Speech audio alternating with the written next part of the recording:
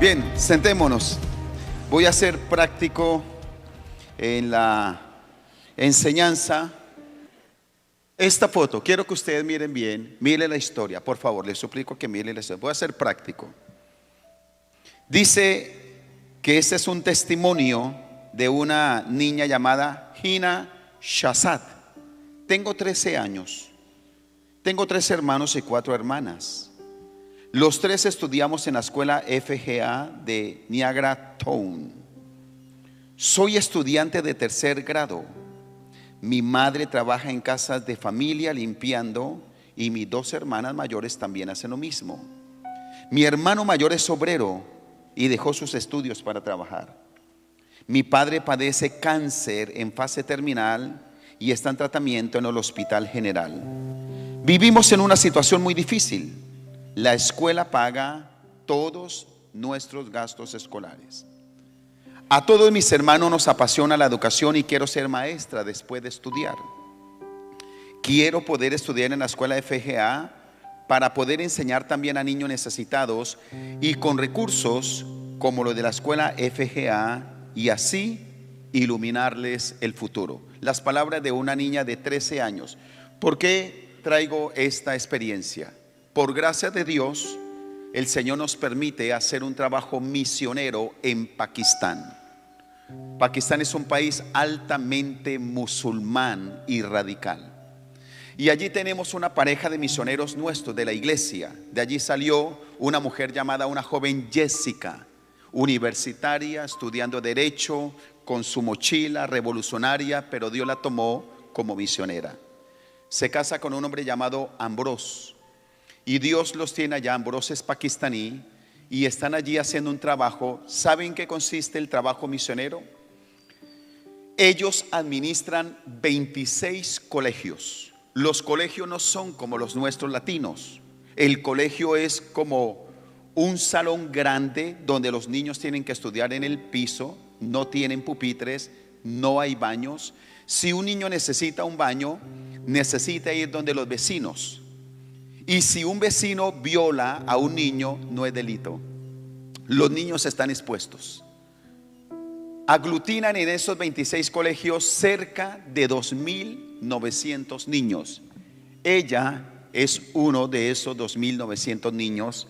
Y estamos trabajando, sosteniendo misioneros, enviando dineros para comprar pupitres y para construir baños y darle dignidad a la niñez. Mire la forma en que se desarrolla un ministerio. No es una iglesia, no hay templos como los que tenemos aquí, pero se está impactando una comunidad en Pakistán. Yo oro a Dios que levante misioneros aquí para ir a Pakistán. ¿Alguien que diga amén a eso? Dígalo con fe, diga amén. Yo creo que Dios quiere levantar misioneros de este lugar. Así que cuando veo testimonios como estos, quisiera hablar de una enseñanza muy breve que quiero dejar en su corazón y voy a ser muy práctico en la aplicación, en lo que Dios ha puesto en mi espíritu, para hablar de jóvenes no convencionales. Diga conmigo, jóvenes no convencionales. No lo escuché, diga jóvenes.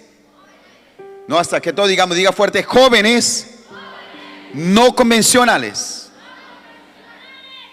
Cuando uno estudia la iglesia, la historia de la iglesia, hay etapas y se habla del año 30 al año 100, donde la iglesia apostólica, donde vivieron los apóstoles. Se cierra con la muerte de Juan apóstol, el que escribe el Apocalipsis. Y después viene una segunda etapa que se llama la iglesia perseguida, del año 100, que comienza con la muerte de Juan, hasta el año 313, que termina con Constantino, un emperador, el emperador que ahora conoce de Cristo y dice que ahí vino una apertura a la iglesia. Esos años del 100 al 313 fue la época de la iglesia perseguida, donde más se persiguieron a los cristianos. Escúcheme, no habían templos, pero el 80% del imperio llegó a ser cristiano y no habían templos.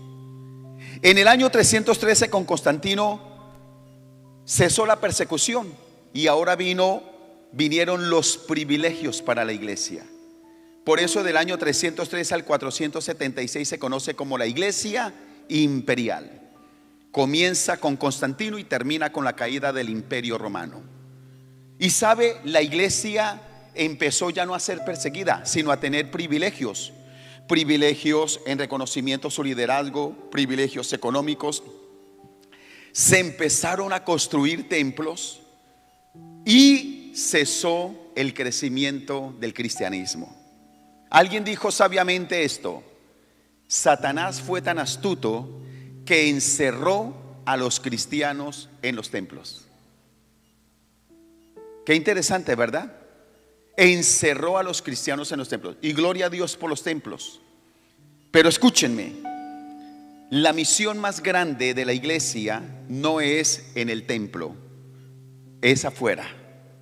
Por eso cuando hablamos de jóvenes no convencionales, quiero dejar este sabor en el corazón mirando Marcos capítulo 3, versículos 13 y 14. Quiero que usted abra su Biblia y mire lo que dice ahí la palabra. Marcos capítulo 3, versículos 13 y 14 tiene eco en Lucas capítulo 4. Entonces, cuando unimos estos textos, la palabra dice lo siguiente, y quiero que me preste atención, por favor. La palabra dice lo siguiente: si unimos con Lucas, podríamos decir de esta manera: luego que Jesús pasó la noche orando, porque Lucas dice que Jesús pasó la noche orando. Después de pasar la noche orando, Jesús llamó a los que él quiso y los llamó para que estuvieran con él, para enviarlos a predicar, para sanar a los enfermos y para echar fuera a los demonios. Y luego de ello se da el nombre de los discípulos que Jesús llamó. Así que podemos encontrar en este pasaje, y lo que quiero mirar es cómo Jesús es un maestro extraordinario que hace una labor incomparable con los discípulos, y es lo que quiere hacer con los jóvenes. Primero vemos que Jesús es un maestro incluyente, porque Jesús llama discípulos que son personas totalmente diferentes la una de la otra. De hecho, podríamos hablar de una ilustración, y quiero que usted me deje leer esta ilustración de Jesús. Y podemos ver que él llamó personas que son totalmente diferentes, personas que no tienen parecido el uno al otro. Mire esta ilustración. Yo no sé si usted ha leído esto. Dice que es como una ilustración. Dice curriculum vitae de los 12 apóstoles. Dice: para Jesús, oficina de carpintería, Nazaret de Judea, apreciado rabí, gracias por enviarnos el curriculum vitae de los 12 hombres que escogió para ocupar posiciones destacadas de jerarquía y gerenciamiento en su nueva empresa. Es como si hubieran enviado la hoja de vida de los discípulos a una oficina laboral. Todos fueron sometidos a nuestros tests. Realizamos entrevistas personales a cada uno de ellos con nuestro psicólogo y con el encargado de los test vocacionales, cuyo resultado registramos en nuestras computadoras para eventuales consultas futuras. Recomendamos un minucioso examen individual. Como parte de nuestros servicios y para su mejor orientación, haremos algunos comentarios generales que resultan de la opinión de nuestro personal, de la misma manera que un auditor hace declaraciones generalizadas sobre sus conclusiones. Nuestro equipo de la opinión es de la opinión que la mayoría de sus escogidos les falta experiencia, estudios y aptitud vocacional para el tipo de emprendimiento que usted se propone. Agregamos que tampoco poseen una deseable noción de equipo para la ejecución de la tarea. Todos dejan mucho que desear en cuanto al requisito de cuidados y apariencia personal. Recomendamos, le están hablando a Jesús sobre sus discípulos, recomendamos que continúe buscando personas con experiencia gerencial que presenten capacidad comprobada. Simón Pedro es emocionalmente inestable, sujeto a explosiones intempestivas. Andrés no posee absolutamente ninguna capacidad de liderazgo. Los dos hermanos, Santiago y Juan, hijos de Zebedeo, ponen su interés personal por encima de la lealtad a la empresa. Juan es una persona excesivamente humilde, difícilmente logrará demostrar autoridad sobre otras personas. Lamentamos informar que Mateo forma parte de la lista negra del Departamento de Negocios de Jerusalén. Santiago, hijo de Alfeo, así como Tadeo, poseen definitivamente inclinaciones radicales. Ambos poseen una marca elevada en la escala maniático-depresiva. Tomás demuestra una actitud de duda que podría afectar al espíritu del grupo. Uno de los candidatos puede demostrar un gran potencial. Es un hombre capacitado y lleno de recursos. Tiene facilidad de comunicación, mente aguçada para los negocios y buena relación entre las personas de clase alta. Está altamente motivado, es ambicioso y responsable. Recomendamos a Judas Iscariote como su administrador y brazo derecho. Los demás perfiles de personalidad son autoexplicatorios. Le deseamos éxito en su nuevo emprendimiento. Atentamente, Consultoría General Jordán, Departamento de Recursos Humanos, Jerusalén, Palestina. Mira lo que pasa, ¿verdad? Mire cómo Jesús es un maestro, diga incluyente, diga incluyente. Es un maestro incluyente porque Jesús está tomando discípulos que tienen perfiles que para la gente no era apta. ¿Cómo Jesús se atreve a tener en su mismo equipo personas como Mateo y tener también a Simón el Celote? Mateo era un hombre radical de derecha. Simón el Celote era de izquierda. ¿Cómo puede tener gente incrédula como Tomás? ¿Cómo puede tener personas con diferentes perfiles? Por eso recordemos que cuando a Jesús se le hace la pregunta, ¿era lícito dar el tributo al César, sí o no? Esa pregunta tenía veneno. ¿Sabe cuál era el propósito de esa pregunta? Dividirle el ministerio a Jesús. Porque si Jesús dijera que no, Mateo, que era de derecha, hubiera puesto su queja, porque él decía sí hay que pagar el tributo.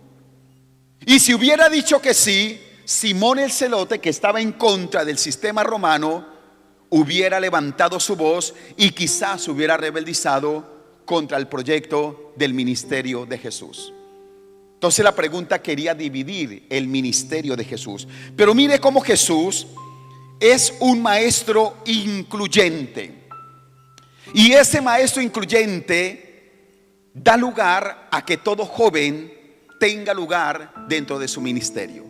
Seguramente entre nosotros mismos no se da cuenta que aún en los jóvenes de la iglesia uno nos cae bien y el otro no nos cae bien.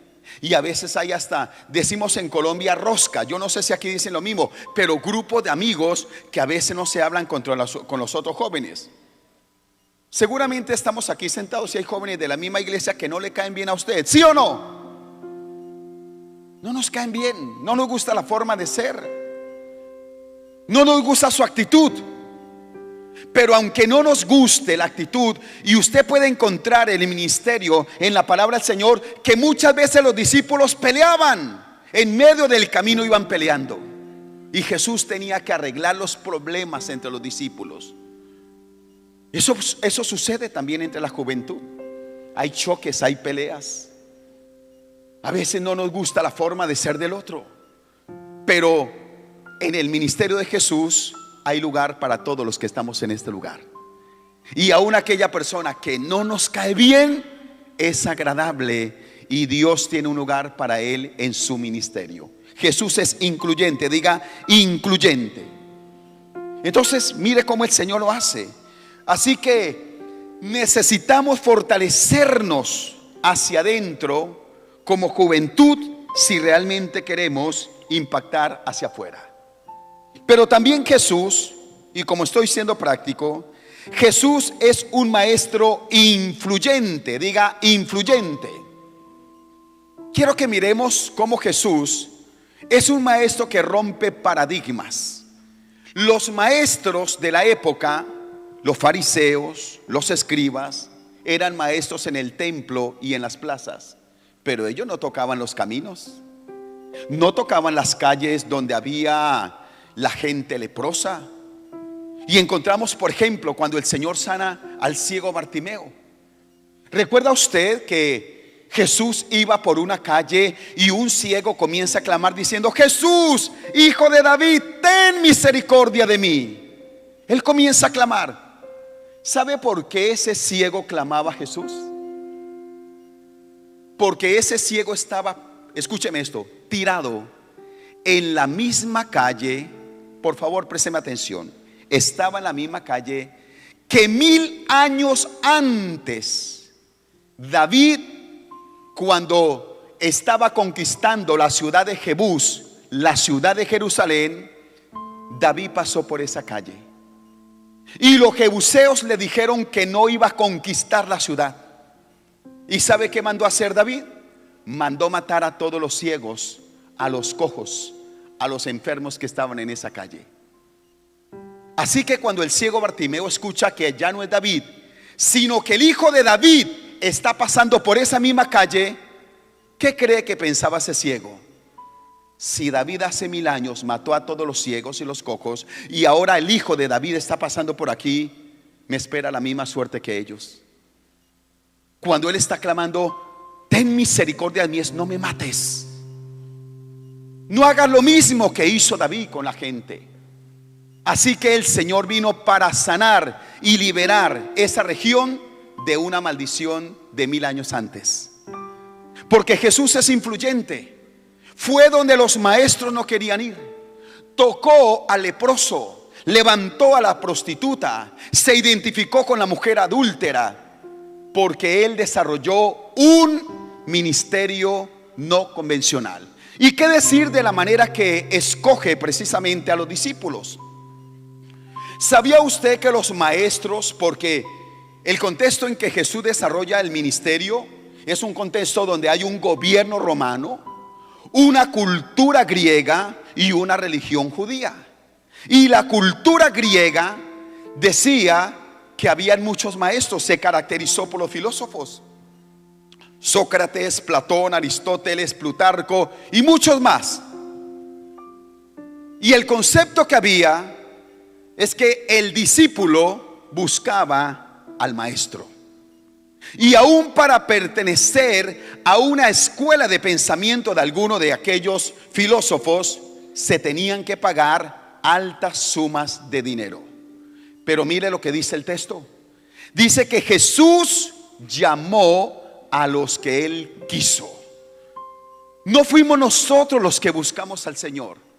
Usted no está aquí porque sea un joven que está buscando a Dios. Antes de su intención de buscar a Dios, quiero darle la noticia que Dios ya lo estaba buscando a usted. Fue Él el que nos buscó, no nosotros a Él. Y se valió de muchas cosas, nuestros padres, un amigo, de tantas circunstancias. Usted está aquí porque el maestro de maestros, el rey de reyes y señor de señores lo está buscando a usted. Dígame a eso. Él es el que nos está buscando. Pero mire cómo ahora dice que nos busca para que estemos con Él. ¿Sabe cuál es el mayor anhelo de Jesús? Que nosotros pasemos tiempo con Él, que estemos con Él. Porque cuando uno pasa tiempo con alguien, termina pareciéndose a la persona con la que uno pasa tiempo, ¿sí o no? Uno termina hablando igual, uno termina pensando igual, uno termina tomando las mismas decisiones. Y el Señor anhela que pasemos tiempo con Él, que usted y yo lo hagamos. Y un hombre llamado John Stott de Inglaterra, un hombre que ya partió con el Señor, fue consejero de la reina Isabel. Tenía 90 años y le dijeron: doctor John Stott, ¿cómo hizo usted para mantener un testimonio impecable durante toda su vida? No se le conocen escándalos, no dejó un mal testimonio. ¿Cómo lo hizo? Y dice el testimonio que un hombre de 90 años soltó una risa humilde y respondió de la siguiente manera. Por favor, anote la respuesta del doctor John Stott: cómo mantener una vida de integridad durante todos los años de existencia. Él contestó de la siguiente manera: 1 hora al día, mediodía a la semana, un día al mes y una semana al año en la presencia del Señor. 1 hora al día, mediodía a la semana, un día al mes y una semana al año en la presencia del Señor. Lo primero que Dios quiere es que pasemos tiempo ¿con quién? Dios quiere que pasemos tiempo con Él, porque en la medida que pasemos tiempo con el Maestro, terminaremos pareciéndonos a Él. Dígame a eso. Pero déjeme decirle esto para tener el tiempo también de orar. El tiempo es corto. Jesús es un maestro imponente, es un maestro incluyente, influyente e imponente. Porque cuando hablamos de imponencia, no hablamos de un asunto arbitrario. Hablar de imponencia es poseer cualidades extraordinarias. Entonces Jesús rompe paradigma, rompe esquemas y ahora confronta las estructuras religiosas de su época y comienza a desarrollar un ministerio no convencional. Me fascina Mateo capítulo 9 versículos 37 al 39. Dice que iba por los caminos, por las calles, por las aldeas. Vuelvo a enfatizar: para ir donde otros no querían ir. ¿Qué quiere hacer Dios con esta juventud? Escúcheme esto, por favor. Yo alabo a Dios por cada persona que sirve aquí en la iglesia, y no quiero desvalidar ni desvirtuar lo que se hace aquí en la iglesia. Gloria a Dios. Gloria a Dios por el que trabaja en comunicaciones, en la alabanza, el que trabaja con los jóvenes, un servidor, el que dirige un grupo. Gracias a Dios por lo que se está haciendo en esta época.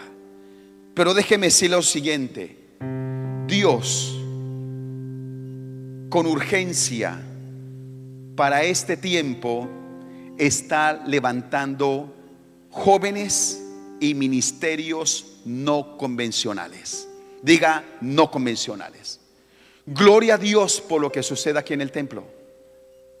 Gloria a Dios por lo que sucede aquí en el templo. Pero el desafío lo tenemos afuera. Y quiero que pueda tomar esto del Espíritu Santo. Hay esferas de la sociedad que tenemos que afectar.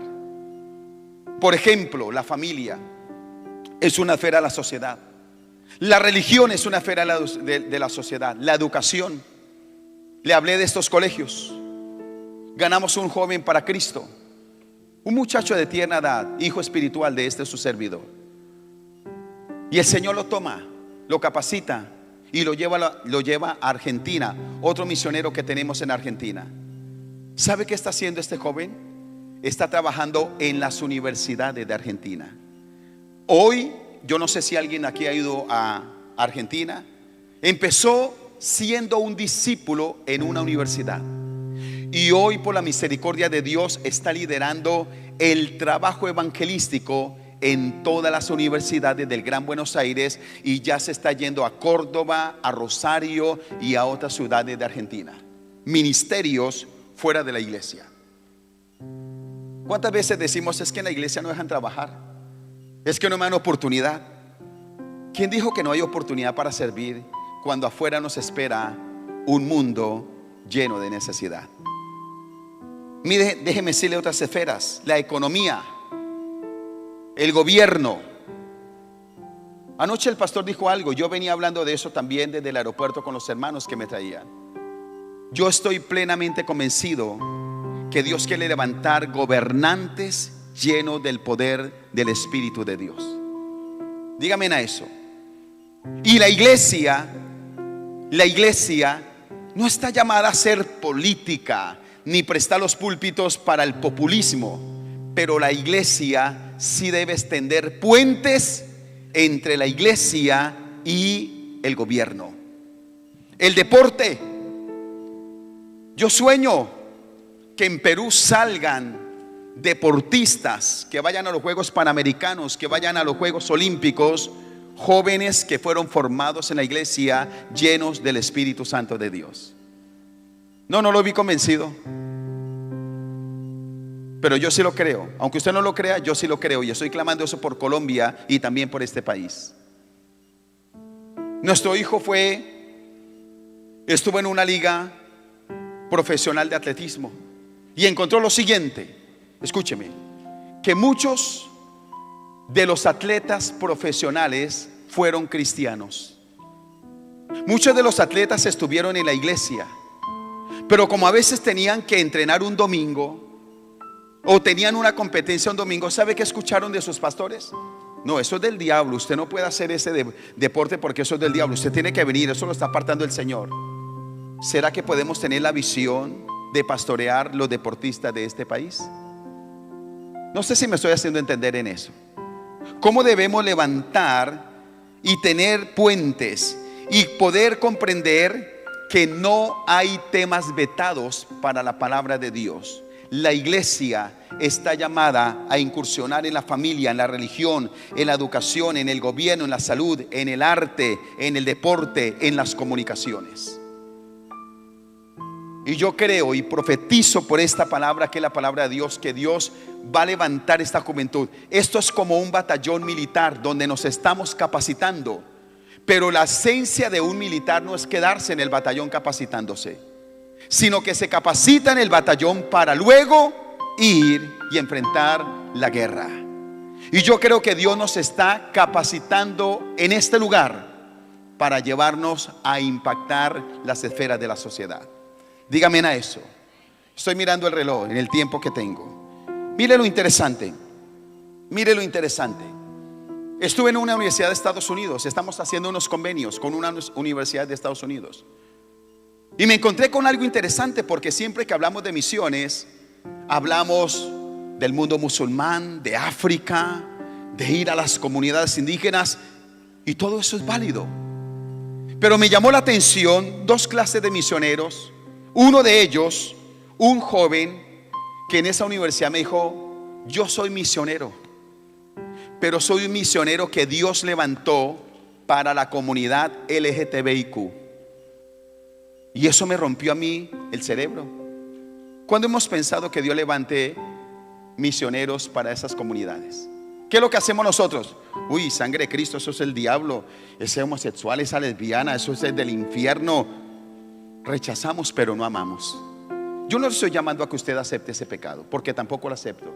Pero ¿no cree que ellos necesitan el amor de Jesús también? Necesitan también el amor de Jesús. Cuando nosotros vamos también a los habitantes de calle, hacemos trabajo con habitantes de calle. Y alguna vez fuimos a una calle llamada la calle Bronx, y fuimos a llevar chocolate, llevar pan, llevar alimento.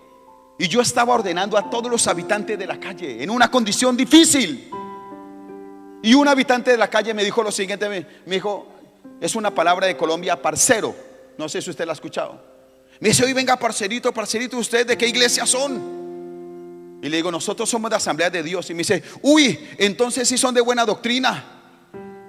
Yo decía: oiga, este habitante de la calle, un hombre sumido por la droga, sabe de doctrina. Eso dice que algún día estuvo ¿qué? Dentro del camino de Dios. Dios quiere levantar ministerios ¿qué? No convencionales. Diga: ministerios no convencionales.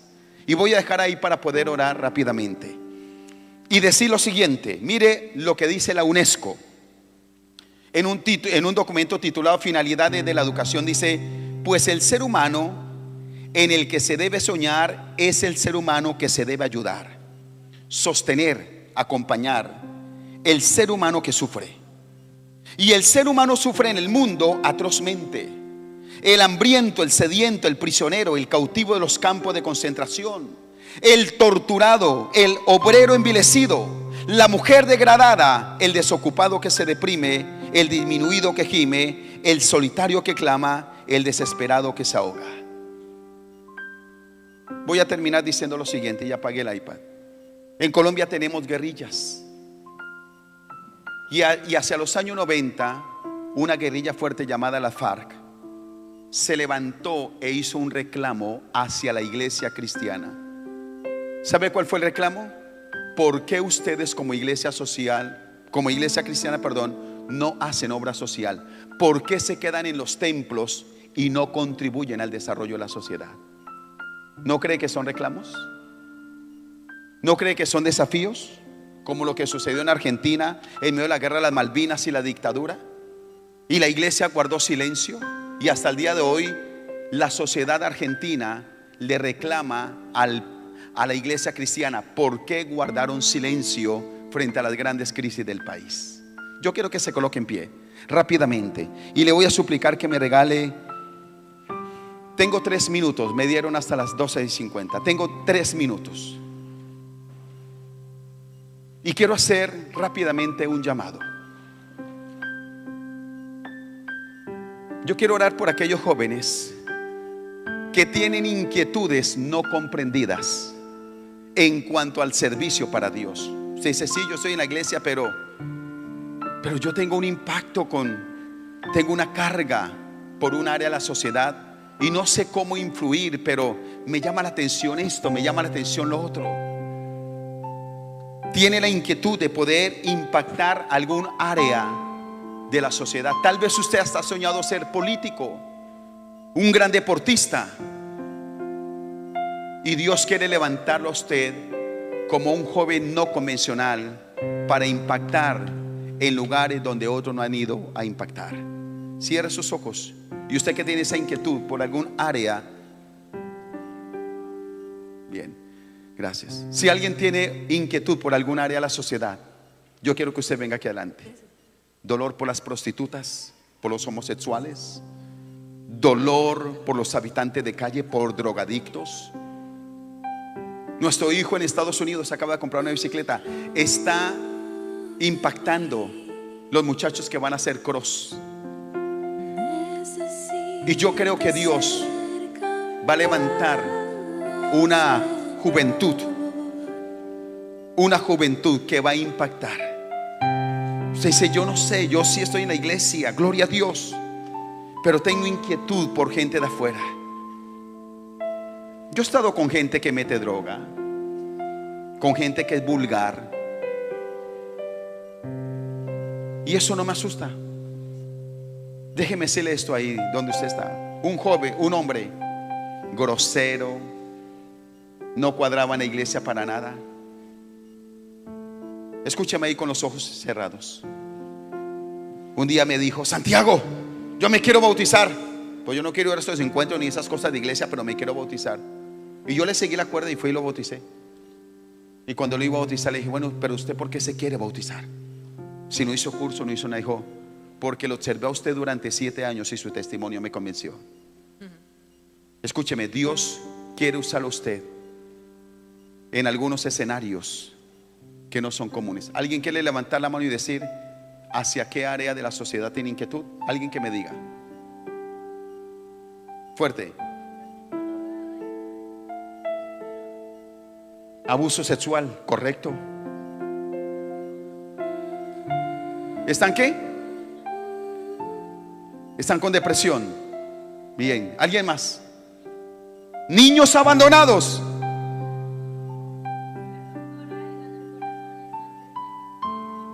Bien. ¿Alguien más? ¿Alguien tiene carga por prostitutas? Levante la mano. ¿Alguien tiene carga aquí? ¿Alguien tiene carga por homosexuales? ¿Por lesbianas? Con sinceridad. ¿Alguien tiene carga por drogadictos? Baje la mano. ¿Alguien tiene carga por ir a la política e influenciar allí? Levante la mano. Mira, aquí hay personas con la mano. ¿Alguien tiene carga en el deporte? Levante la mano. Yo no tengo tiempo para tocarlos a todos porque el tiempo se me va. Levante sus manos. Señor, Señor, este congreso es un congreso donde tú estás empoderando a esta juventud. Tócalos, Espíritu Santo. El Espíritu de Dios está ahí.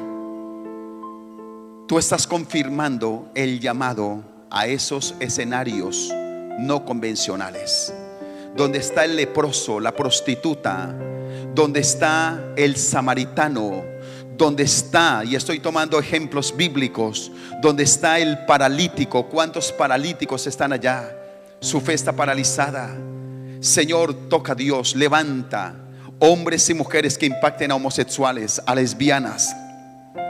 Ore, ore. Señor, levanta ministerios para impactar en el deporte, para impactar en la educación, para impactar en el arte, para impactar en el gobierno, en la economía, en la educación. En el nombre de Jesús, vamos, comienza a orar por ese grupo de personas. Señor, muchos de ustedes no se van a acomodar con hacer un servicio aquí dentro del templo, pero estarán aquí fieles, congregándose, recibiendo, para llevar vida donde hay muerte, esperanza donde hay incertidumbre, alegría donde hay tristeza, sanidad donde hay dolor. En el nombre de Jesús, Padre, levanta ministerios no convencionales. Levanta ministerios, Padre, para incursionar en los diferentes escenarios de la sociedad, Padre, para ir a las cárceles, a los orfanatos, para ir al parque, para tocar al habitante de calle, para tocar, Dios, al joven que se está quitando la vida, para tocar, Dios. Oh Señor, yo proclamo que los ministerios que se van a ejercer aquí se parecerán a los ministerios de Jesús, que fueron donde los maestros de la ley no querían ir. Esta juventud irá y llevará la palabra, transformarán sociedad, transformarán comunidades, incursionarán para llevar la esperanza y la vida de Cristo a la sociedad del Perú y más allá del Perú. En el nombre de Jesucristo de Nazaret, niños rescatados, mujeres rescatadas, familias restauradas, vidas alcanzadas.